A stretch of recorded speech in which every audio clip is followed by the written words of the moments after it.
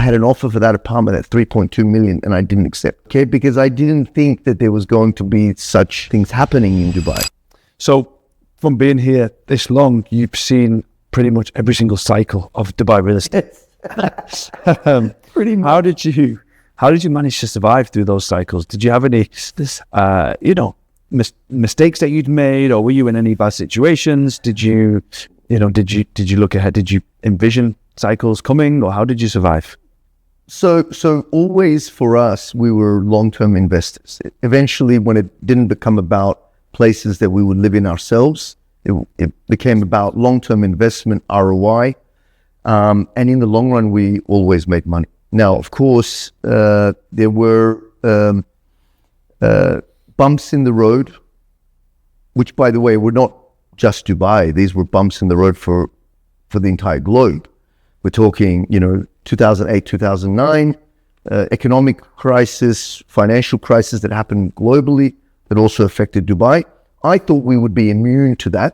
That really? One mistake. Was that the feeling here? Yeah, I thought that we would be immune to what's going on, but that was definitely not the case. And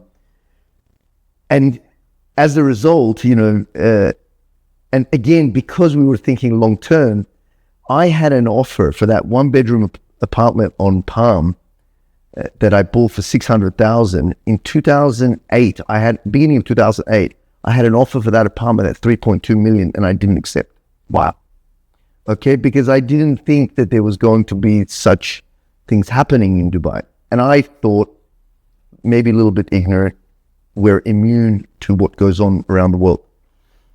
So, of course, there I missed out on an opportunity, but I was still renting this place at a very good ROI based on what I had bought it at.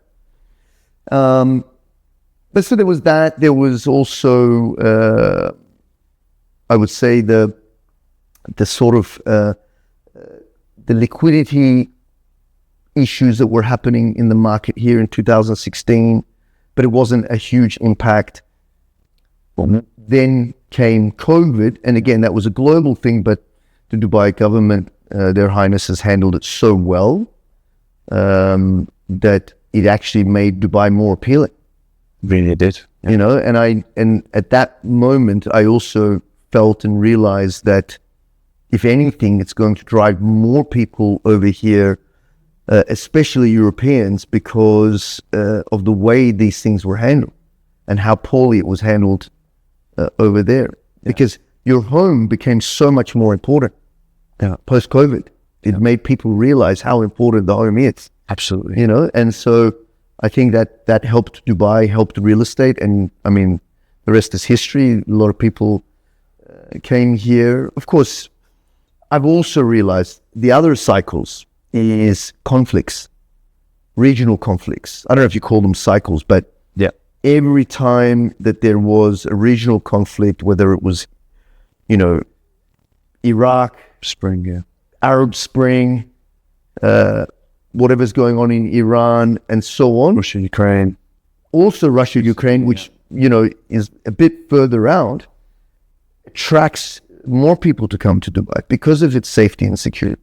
Yeah. Hopefully it stays that way, and I think it will, because they do such a good job here. I think so. I think you're right. It's definitely safe haven. And they kind of stay out of the geopolitics. They're quite independent thinkers. They don't get involved they don't take sides too much, from what I can see. Yeah.